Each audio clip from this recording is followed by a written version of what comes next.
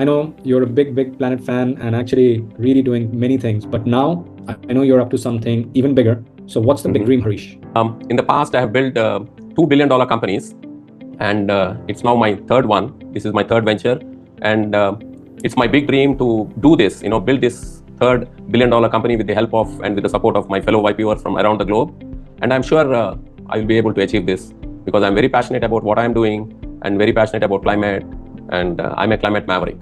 So basically, me being a polluter, I came across so many times people telling me that the climate is reaching, the planetary boundaries are reaching the brim. Out of the 9, we already crossed 6, so on and so forth. When we started the industrialization, it was more like a dilemma, energy dilemma.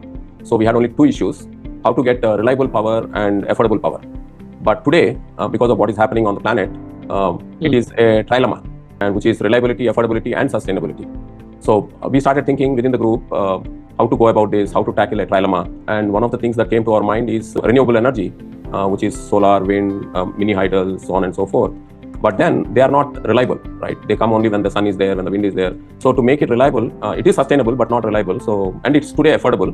And to make it reliable, known fact that we have to do battery storage. So we tied up with a established company which is in India, which is called Pure EV, and they are currently into mobility, but they are getting into B2C of replacing the UPS and generator sets and all that, and replacing it with battery energy storage systems.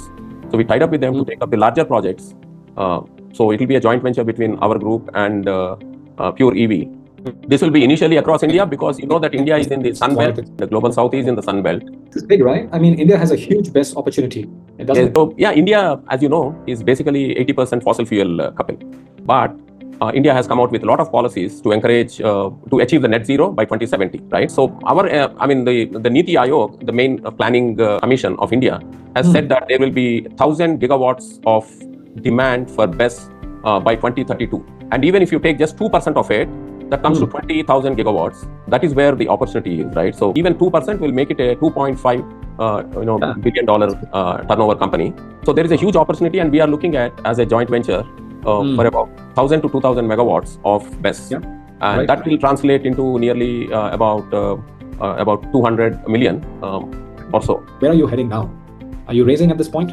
So just to sum up the business opportunity that we have under BESS, the projections by Government of India is about 1,000 gigawatts hours of BESS requirement by 2032, which is about 7 years away.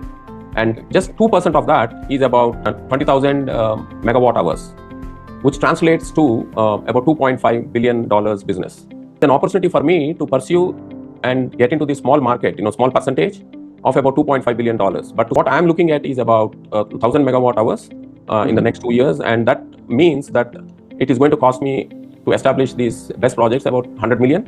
And out of the 100 million, if I go for the debt of about 70 million, I'm looking at about 30 million of financing. As a special case, and as I would like to have my fellow YPOers as part of my journey, I'm willing to increase the discount to about 40% on this 30 million investment.